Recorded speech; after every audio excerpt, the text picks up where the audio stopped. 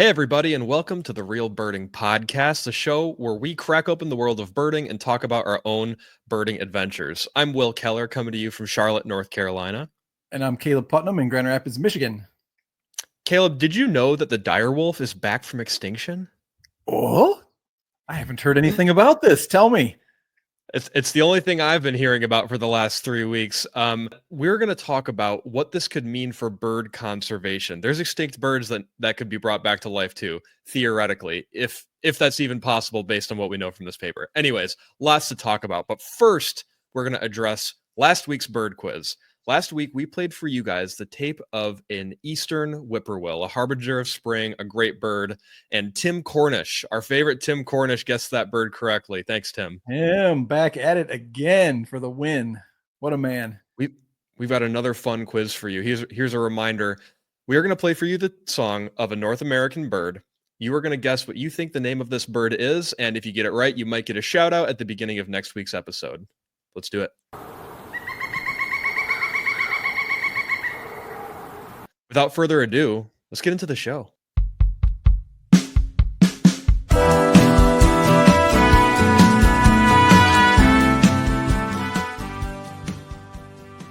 Mr. Caleb, Keller. how are we? We're good, man. Yourself? I'm doing all right. It's a beautiful day down here in Charlotte, North Carolina.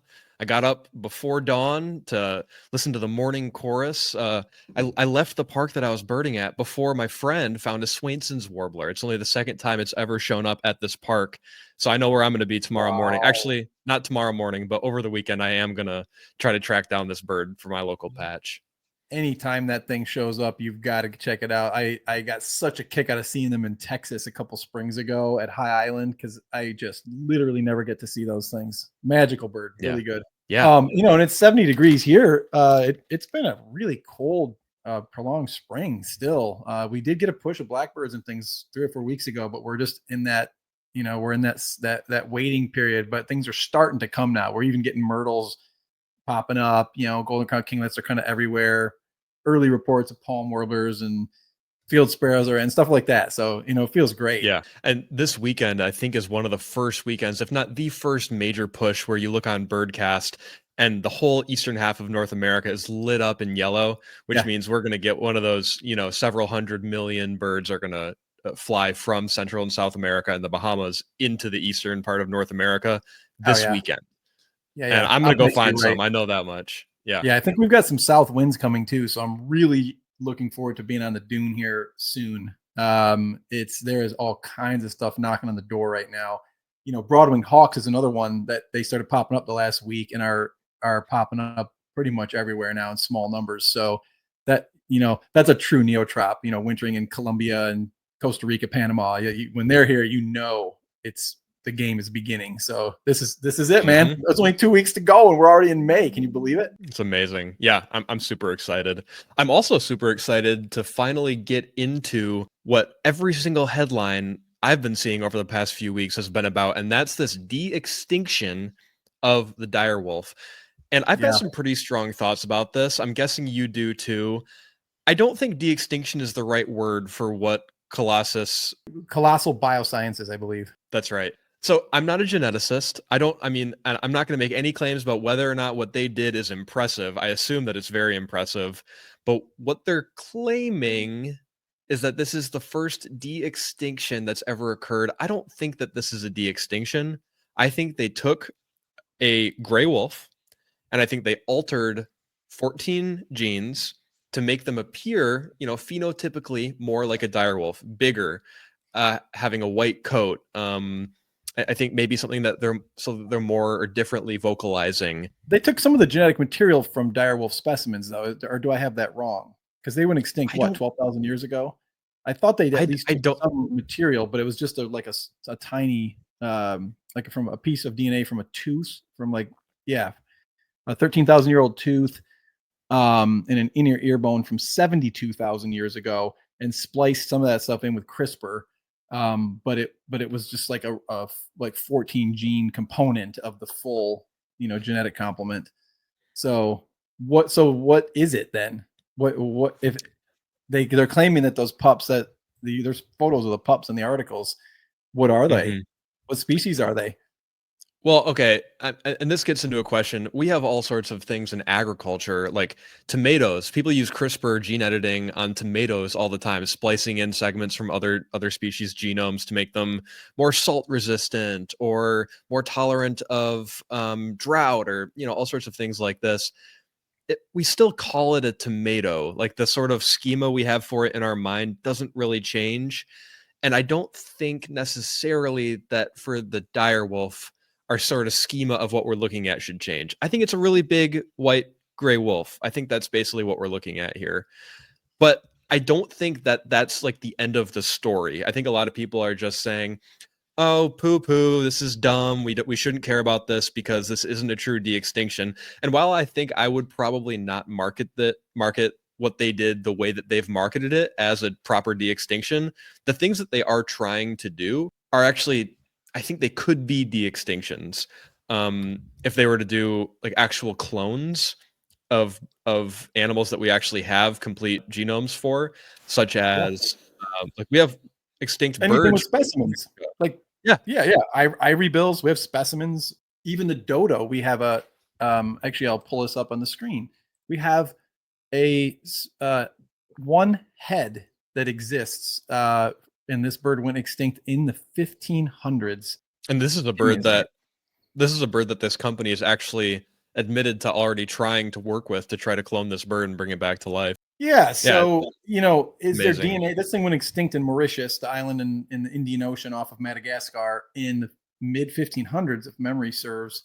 So this skin would be 500 to 600 years old, and you wonder if the DNA exists. But for in the extreme examples, some of the Hawaii honey creepers that we're losing, like Pouuli, that only went extinct a decade ago, and we have specimens in blood. We literally have the full genetic complement. The question is, can you do it technologically to get the living animals that are that species?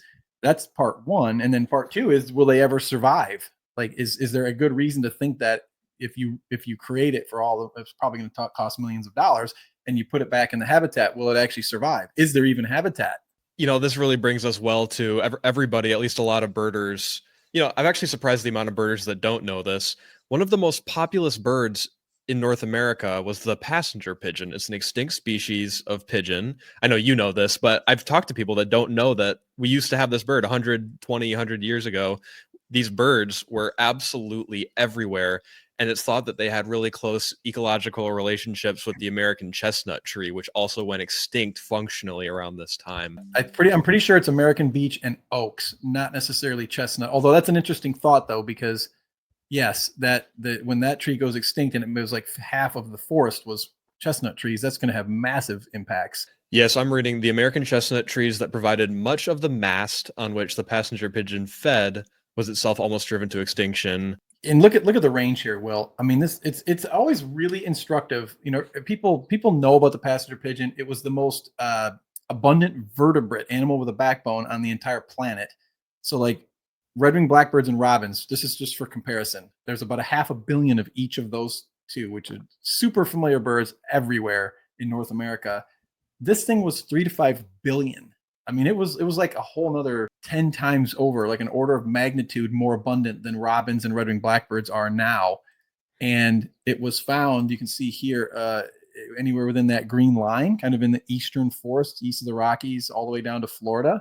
And it had this weird social habit about it that made it super vulnerable, that it would only successfully nest if it was in gigantic colonies in these forested tracts where there might be like hundreds of thousands of individuals in there. So like, unlike the mourning dove and pigeons and stuff, they'll just have one nest in a certain spot and no other nests nearby. The passenger pigeon was not able to do that. It only successfully nested in these giant colonies, and they were super social. They would fly around in these humongous flocks, and that made them very vulnerable to hunting activity, because you could just sort of unleash your weapons into these flocks that would go on all day long for 2 to 3 days in the most extreme examples, and you could just kill huge numbers of them. But the specific thing that apparently ended them is that because they nested only in those gigantic colonies where there's like I said, hundreds of thousands of birds, all in the same woodlot, is that all of the last remaining colonies in the late 1800s there was a period where all of them got interrupted by people going in and firing into the colonies, and so therefore Mm. they abandoned these colonies, and there was no successful reproduction. So that's apparently what ended these guys. It's really interesting. You've got to wonder also, because this is right around the time when so much of the eastern part of North America was being deforested to make way for like cattle ranching. This is around the time when greater prairie chicken was a common bird throughout much of Michigan and the North and the Midwest. I mean, without these vast tracts of old growth savannas and oak, hickory, chestnut woodlands, you could see that putting immense pressure on if one breeding colony gets interrupted, are they even going to be able to find another place to set up shop? So you could have, Yeah. 500,000 birds in one area that aren't able to reproduce, and they only probably live 3 to 5 years or something. Yeah, So probably low. Yeah, low clutch size, like maybe two or three birds, I would assume. And the adults don't live very long. So if they have a bunch of years in a row where the colonies are not allowed to reproduce, you're going to be in big trouble. So let's say, Will, that we took, because we have tons of specimens of these. You can see them in lots of different museums, and it's fascinating. I mean, it's so sad. It's just so sad to see the actual skin of the bird that was living like 100 and whatever, 120 years ago or whatever it is, and know that they're not around. But let's say that Colossal Biosciences or somebody else took that full genome, made it into a living bird, and then you released it. Like, what would happen? What that thing only reproduces if there's 100,000 birds in a colony. Well, how are we going to make 100,000 of them? It's, Yeah. I would argue that the logistical constraints on passenger pigeon probably make it almost impossible for it to be successful in that Yeah. sense. Yeah. It's a bad candidate for trying to reintroduce to the wild. What other birds do we have in North America? What's a better option? What do you think? Ooh, this gets tough fast, doesn't it? Let's try this one. Might have to think this through on my feet a little bit here. So Hmm. there are considerations that not just the one I was just talking about, where the passenger pigeon cannot, it won't survive or reproduce. So like, yeah, that bird might be alive for a year or two. But there's two other issues. One is when you resurrect a lot of these birds, they're not going to be receiving the teaching from their parents that they would normally be getting in the wild about how to defend yourself from predators like Cooper's hawks and so on, and how to forage, and to get a sense of how to be a resilient wild bird, because we all know domesticated birds are kind of dumb in relation to wild ones. They need that.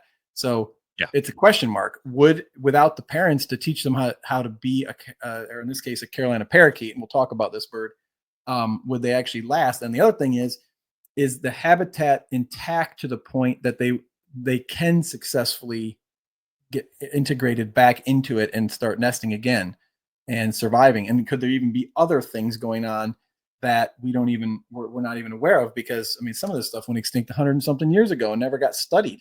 It's like we don't know Right. exactly what they need. We don't know what diseases they might have been vulnerable to. And what if you reintroduce Carolina parakeets, for example, and there's a disease now that knocks them all off? Yeah. It's complicated, man. So Yeah. what do you think? I I think the problem is the Carolina parakeet, it's another sort of communal bird. Unless you could bring back 40 of them that are all genetically different enough that they could theoretically interbreed, I don't think they have a chance. And let's just back up a little bit. The Carolina parakeet is such a cool bird. It's one of the greatest travesties of all American conservation that we let it go extinct. They bred from southern New York all the way down into Florida, and then as far west as like the Mississippi River, and a little bit further west, actually, judging by that map. Even into the Um, plains a bit, yeah. yes, so this bird, it loved bottomlands forest, black tupelo, black gum, sycamore, and so much of that was logged. It's why we lost Ivory-billed Woodpecker. It's why we lost Bachman's warbler. The Southeast was devastated by logging around the turn of the last century. But these birds were persisting in Central Florida into the beginning of the 20th century, and we just we just couldn't hold on to them. Apparently, this one also had a very interesting and unfortunate trait of allegiance to its cohorts. is that when they would, a lot of farmers would shoot at them when they were eating crops out in the orchard and that kind of thing. And so when there were dead and dying birds, squealing and letting on that, that they were stressed out and in trauma, the other ones, instead of flushing away, would actually come to the rescue and stand next to them. So they would clean the whole flock out. And you think that probably couldn't have helped the situation at the very least, Is this hunters or is this like nest predators? Well, I think the bird was seen as a nuisance around, farms and orchards and stuff. It was eating people's crop basically. So, they would just go out in frustration, try to get them to go away. And then, if there's a flock, I don't know how many would be in the flock, but if there's 50 birds there and you kill all 50 of them, that starts to be dangerous pretty quickly, especially for a social flocking bird. But isn't it just marvelous that we had a parrot, a native parrot in the eastern United States? Like this thing is cold adapted. It looks like it did migrate a bit. Like it would kind of, and passenger pigeon too, they would clear out and go down to like Kentucky, Tennessee for the winter and further south, and then kind of come back up. But these even reached Michigan. I mean, Michigan has a native parrot. That's a shocking thing and gorgeous. Yeah. And a really good looking parrot too. It's not like the monk parakeet, which no hate to monk parakeets. It's fun that we have those hanging out in urban areas and whatnot, but those are gray and kind of lime green. These birds were like green with a yellow golden nape and a beautiful red face. Those preserved taxidermied birds aren't as brilliant as they were in real life. And I'm just speaking based on seeing taxidermied birds. You know what I mean? They kind of lose their brilliance after a while. But yeah, you got to repaint them to get them back up to speed. But yeah, no doubt. And Will, the other thing about this species, do you know when it went extinct, or like when the last documented records were? This blew me away. I thought this was like mid 1800s or something. It's the last wild one died in the Cincinnati Zoo in the same cage that the world's final passenger pigeon did in 1918. And there were claims of them through the 40s that were unconfirmed. And that's always going to happen whenever you have an extinction event. There's going to be bad claims, spurious claims, and then there's going to be good claims but that they never get confirmed because you can't refine the bird and confirm it, or they didn't get a photo. So very likely some of those were good records after the fact. But my grandparents were alive in the lifetime that these birds were still living. Like that is a shocking thing. I did not know that. Yeah. It's crazy. Natural history has a way of feeling extremely long. But when you look at records like this, you can see how just in such a tiny time frame, how drastic the changes can be in the sort of avifauna of a community and of a region. It's crazy. Look at this too, Will. Sorry to interrupt you, but I have to point this out. This just blew me away. Did you know there was 2 subspecies of Carolina parakeet? I had no clue. There was this Western not know that. One called Ludovicianus, like the I think that means western or something like that. And then Carolinensis for Carolinian forest was the Florida and East Coast version. And then they would spread out as far as the red line, so including right to the Michigan line there. So I mean, just so sad too that they should still be here. These species really should still be here. It's just it's the reason that I'm in conservation, right?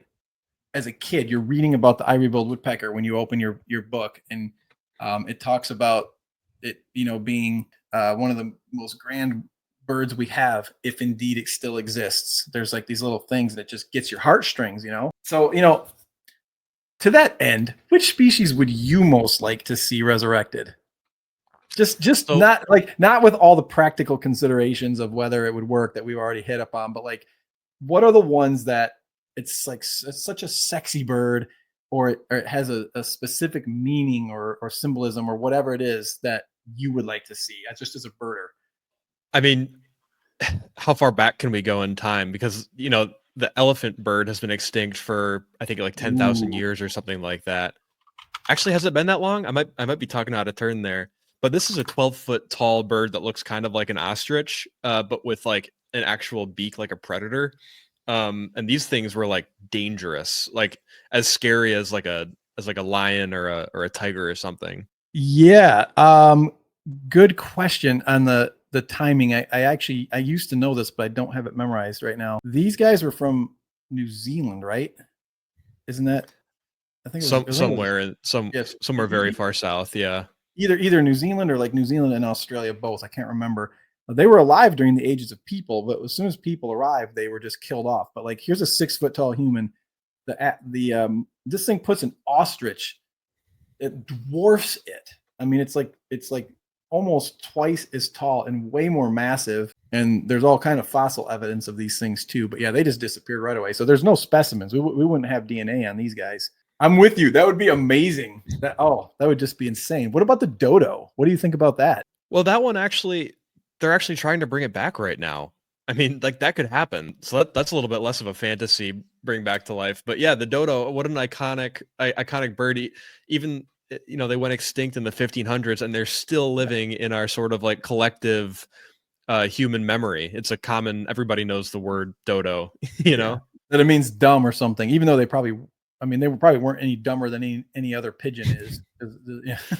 Pigeons are a little bit dumb if we're being honest, but they're good at what they do. But so here's this is a pretty neat representation. It was basically a huge flightless pigeon found only on the island of Mauritius, off of Madagascar there. And as soon as was it Polynesians? No. As soon as the people showed up there, in short order, they just ate them all, because these giant island birds, flightless. Eventually you run them all down. It's not that big of an island. This when you would say be giant, fascinating. When you say giant, they were actually. It's hard to tell by looking at it, but they're like waist high. They're like 50-pound birds. They're huge. Incredible. And you think about the number of weird bird species that are on all these islands, remote islands, like New Caledonia has the kagu, and there's so many examples of these oddballs. There was even one on Reunion Island that was similar to the dodo, the solitaire. I think it was called Reunion Solitaire, also extinct. So I'm with you. That would be an amazing example of one to bring back. Just the lore about this. It's such a mystery. Like, most people know about the word dodo and that it was some kind of bird, but they don't actually know what it looked like. I think it would be so symbolic to bring these things back, and to know that the earth is a little bit less denuded ecologically would be uplifting. It's in the same way that just knowing that there's wilderness out there, even if you haven't been in that wilderness, it means you live in the kind of world that you want to be in. And that to me is the symbolism. And I want to point out, we say things all the time like our goal is to prevent extinction. And that's true, but I think that's a little bit reductive, because extinction in and of itself is a natural thing. You know what I mean? Like, throughout history, there have been, millions, if not billions, of extinctions that have occurred. The problem is that extinctions now are happening at a rate that is, tantamount to a large extinction event, like the end of the dinosaurs. You know what I mean?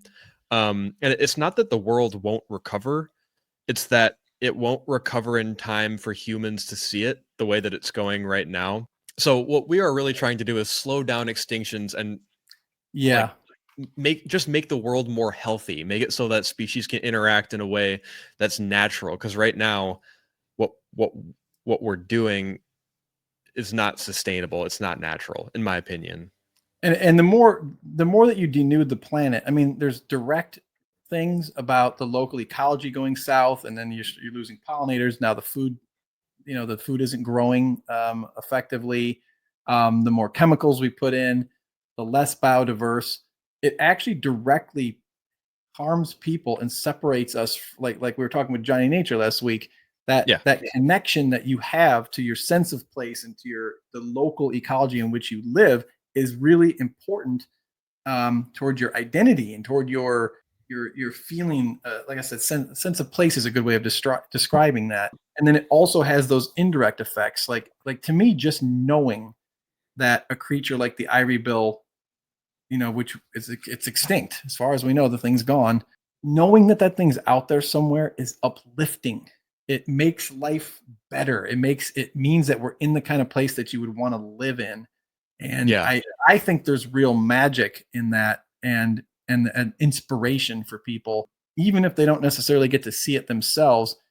I know there's a lot of arguments that are legit about why not to do the extinctions, and that debate will go on. But the benefits of the magic of it are real, and I I I just think it would be interesting to experiment with it, especially if you got something like the ivory bill back. I mean, just a enigmatic, spectacular, one of the largest woodpeckers in the world, and so spectacular looking.